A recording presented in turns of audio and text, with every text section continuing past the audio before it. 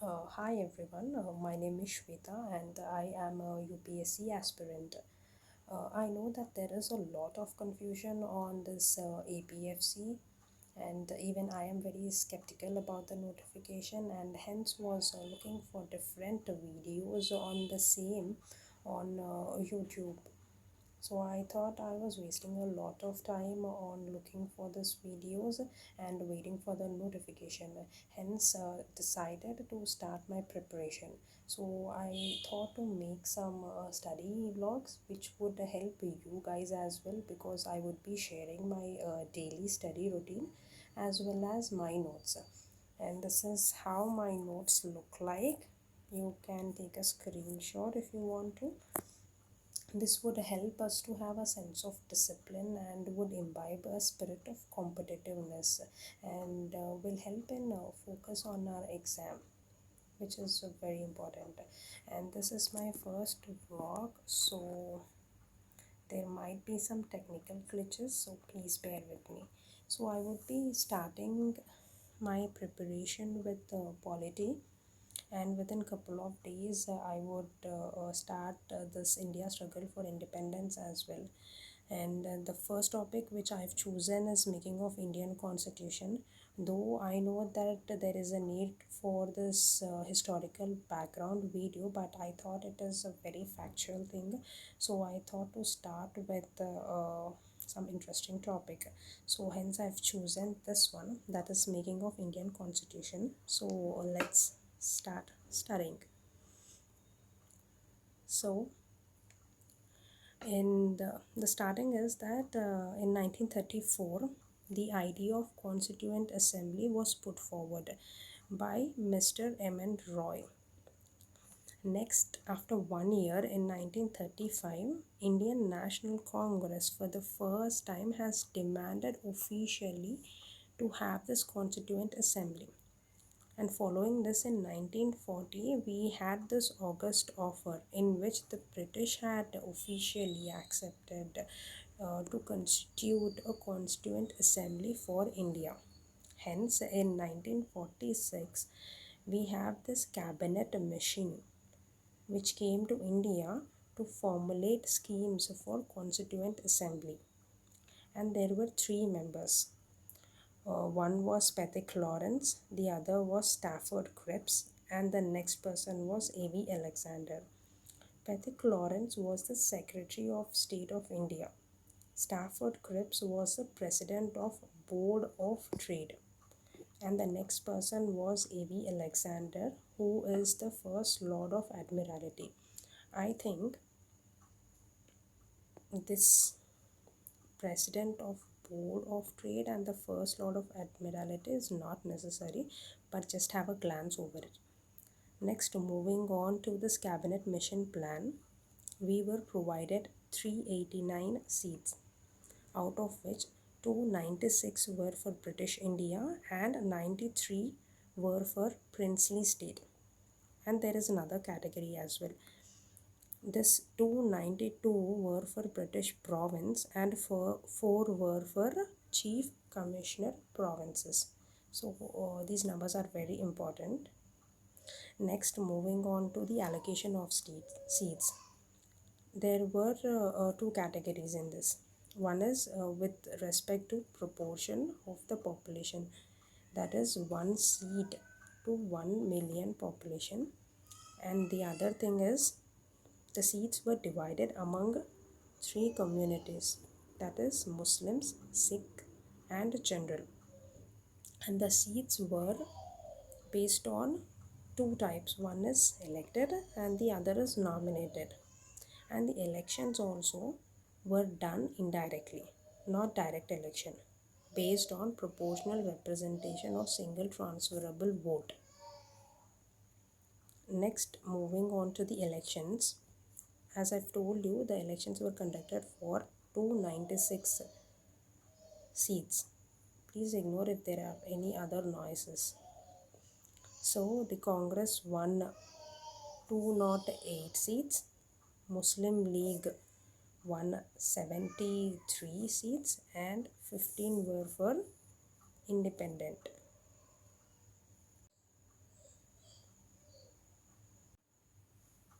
So next, moving on to the first meeting, we had this first meeting on December 9th, 1946, very important date.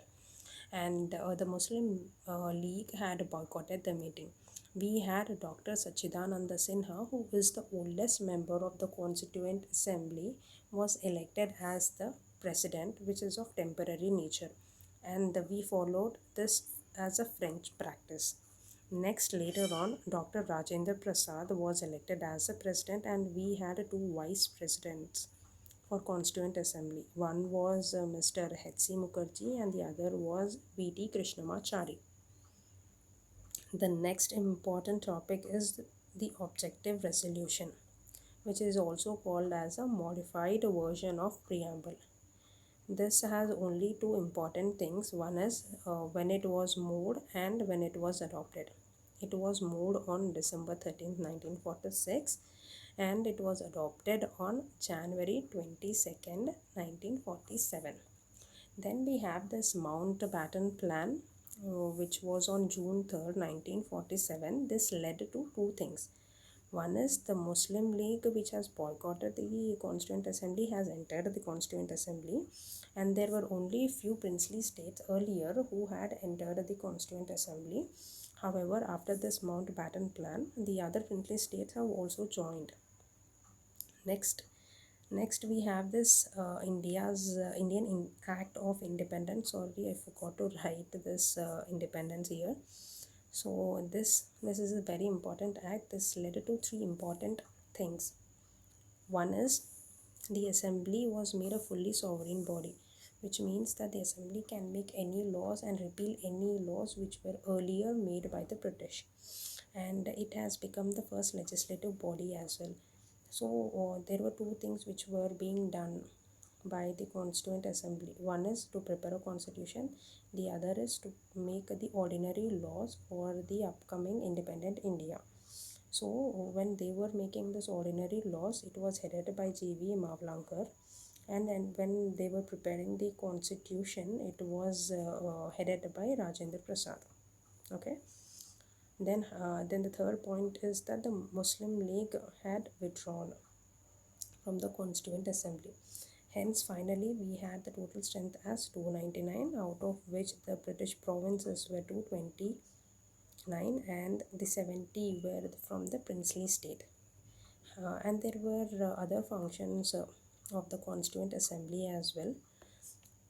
There were three important things. One is in May 1949, the Constituent Assembly had ratified for the Commonwealth, and on July 22nd, 1947, the Constituent Assembly has adopted national flag. And there were four things which were done on January 24th, 1950. One is the adoption of national anthem, next is adoption of national song, and then we have elected Dr. Rajendra Prasad as first president. And this is also the final session. However, it didn't stop working. It had worked till we had this first general elections, that is 51 and 52. Next, moving on to the enactment of the constitution. Here also there are two important dates. One is 26 November 1949, the other is January 26, 1950. The important thing is that this is the adopted day and this is the commencement day. This is the day on which the motion of a draft constitution has been declared passed. And this is a date. This is the date we see on our preamble.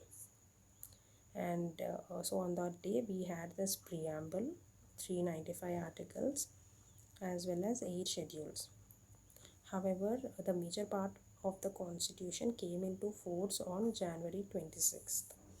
The reason behind choosing this day is that during the Lahore session in 1929, which was headed by Jawaharlal Nehru, it was decided on January 26th to celebrate as India's Independence Day or Purna Swaraj Day.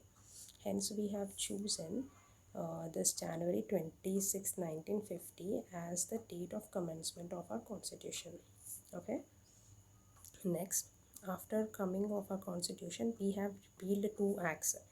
One is India's Independence Act 1947 and the other is Government of India Act 1935. Okay. However, we had this Privy Council Jurisdiction Act which continued. Only these two acts were repealed. Next, there were some major committees in the Constituent Assembly, and these committees have a very important role in the competitive exams. So we'll move on. The first committee is the most important committee, that is the drafting committee, which was headed by B.R. Ambedkar. And then Nehru had three committees. One is Union Power Committee, Union Constitution Committee, and the other committee is the States Committee. Here, the States Committee, okay? So, three committees. Whereas the Provincial Constitution Committee was headed by Vallabhbhai Patel. So, remember that the Union Constitution Committee was headed by Nehru, whereas the Provincial Committee was headed by Vallabhbhai Patel.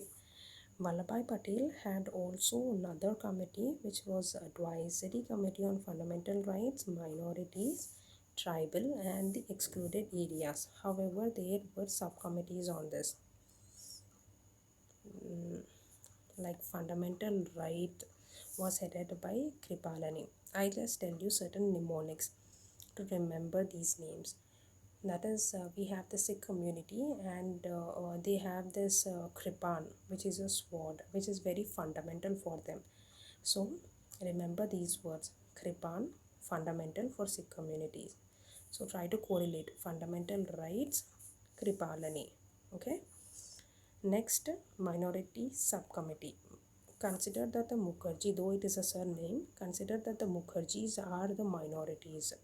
So try to relate minorities and Mukherjee, H.C. Mukherjee. Next, this is Gopinath. Gopinath means Lord Krishna.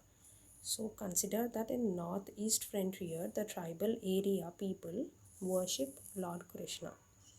So hence Gopinath. Next is A.V. Thakur. I just by hearted this because I didn't find any mnemonics. So excluded and partially excluded area subcommittee was headed by A.V. Thakur. Okay.